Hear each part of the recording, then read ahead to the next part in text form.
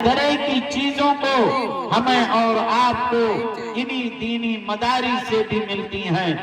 اللہ کے نبی اکرم صلی اللہ علیہ وسلم نے فرمایا، اور وہ مشہور معروف حدیث ہے، اسی کی تشریح کر کے میں اپنی بات ختم کر دوں گا۔ حضرت ابو ہریرہ رضی اللہ تعالیٰ عنہ اس حدیث کے راوی ہیں کہ آپ نے فرمایا کہ اذا مات الانسان انقطع عنہ عملہ الا من ثلاثہ، الا من صدقۃ جاریہ او علم ينتفع به او ولد صالح يدعو له، کہ جب انسان مر جاتا ہے تو مرنے کے بعد نہ انسان کوئی عمل کرتا ہے نہ وہ ثواب پائے گا، عمل کا سلسلہ منقطع ہو جاتا ہے۔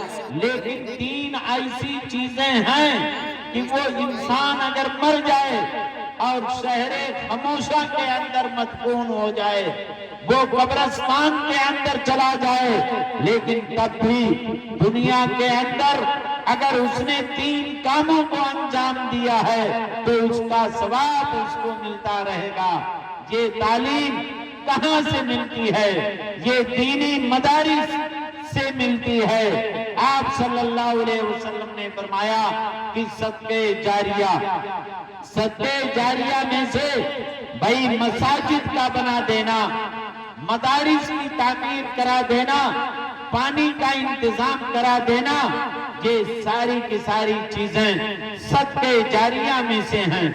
یہی جامعہ دارالسلام کے سنگ بنیاد کے موقع پر اگر کسی شخص نے اگر ایک اینٹ کا پیسہ دے دیا اور اگر پیسہ نہ دے سکا تو اپنی محنت، اپنی قد و کاوش کو اس کے لیے قربان کر دیا، تو جب تک یہ مدرسہ آباد رہے گا اس کا ثواب اس کو ملتا رہے گا۔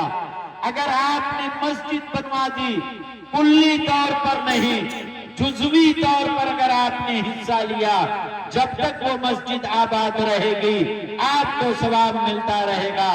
پانی کا انتظام کر دیا، افضل الصدقہ سقی الماء، دنیا کے اندر سب سے بہترین صدقہ یہ پانی کا سیراب کرنا ہے۔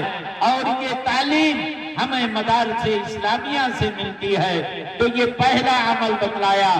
دوسرا عمل بتلایا کہ ایسا علم کہ جس کے ذریعے سے فائدہ اٹھایا جائے۔ اگر ہم استاد ہیں، ہمارے شاگرد ہیں، اگر میں انتقال کر گیا، ہمارے شاگرد اچھا عمل کرتے رہے تو ہمارے شاگردوں کو جتنا ثواب ملے گا اتنا ہی ثواب مجھ کو بھی ملے گا۔ اگر ہم نے کوئی کتاب تحریر کر دی، اس کتاب سے لوگ فائدہ اٹھانے لگے، یا کوئی کتاب لکھنے کے بعد کسی نے اس کی نشر و اشاعت کے اندر جزوی یا کلی طور پر حصہ لے لیا تو اس کا بھی ثواب مرنے کے بعد بھی اس کو ملتا رہے گا۔ اور تیسرا عمل ولد صالح یدعو لہ، یہ انسان کی سب سے عظیم، سب سے بڑی کمائی اولاد کی شکل میں ہوتی ہے۔ اگر اولاد نیک ہے تو ہمارے اور آپ کے لیے سعادت مندی کی بات ہے، اگر اولاد بری ہے تو ہمارے اور آپ کے لیے شقاوت اور بدبختی کی بات ہے۔ تو کہا کہ ولد صالح یدعو لہ، نیک لڑکا جو اپنے والدین کے حق میں دعائیں کرے۔ اگر یہ مدارس اسلامیہ نہ ہو تو ایک بچہ قرآن کی تعلیم سے محروم رہے گا، اور جب وہ قرآن کی تعلیم سے محروم رہے گا تو نماز پڑھنے کے بعد یا نماز ویسے ہی دیگر اوقات میں اگر اس نے اللہ کے حضور ہاتھ اٹھایا تو اللہ کے حضور ہاتھ اٹھانے کے بعد رب ارحمہما کما ربیانی صغیرا نہیں پڑھ پائے گا۔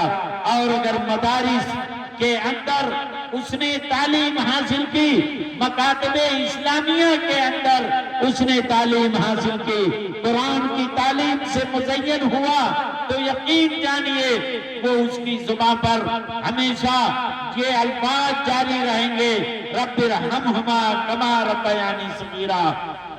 لہذا یہ دعا ہمیں اور آپ کو کہاں سے ملیں گے؟ اسی مکاتب اسلامیہ سے ملیں گے، اسی مدارس اسلامیہ سے ملیں گے۔ لہذا ہماری زندگیوں کے اندر جو بھی نکھار پیدا ہوگا، ہم اور آپ اپنے عملوں کی تبدیلی کے لیے جو بھی انقلاب برپا کریں گے، انہی مدارس کے مرہون منت ہوگی۔ لہذا ہم اللہ تعالیٰ سے یہ شکریہ ادا کریں کہ اللہ تبارک و تعالیٰ نے ہمیں یہ موقع دیا، اور انہی چند اسباب، بہت سارے اسباب ہیں، انہی میں سے چند اسباب کو میں نے بتلایا کہ انہی اسباب کی وجہ سے دینی مدارس اور اسلامی مدارس کا قیام ضروری ہے، جس کا تحفظ اور جس کی حفاظت کرنا، اس کی کفالت کرنے کے لیے قد و قابض کرنا ہماری اور آپ کی ذمہ داری بنتی ہے، اور یہ ہمارے لیے صدقہ جاریہ بنیں گے۔ اللہ تعالیٰ سے دعا ہے کہ اللہ تبارک و تعالیٰ ہم تمام لوگوں کو نیک عمل، اخلاص کے ساتھ، خلوصیت کے ساتھ، للہیت کے ساتھ عمل کرنے کی توفیق بخشے، آمین یا رب العالمین۔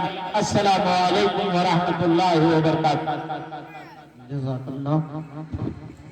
یہ کہ جناب مولانا زبیر احمد صاحب مدنی حفظہ اللہ، ناظم ضلعی جمعیت اہل حدیث رامپور، جو مدارس اسلامیہ کا قیام اور اس کی ضرورت کی اہمیت پر وضاحت فرمائے۔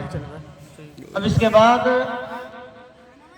بنیاد کا سلسلہ 10 منٹ چلے گا، اس کے بعد تقریر ہوگی جناب مولانا محمد معروف صاحب سراجی حفظہ اللہ کی۔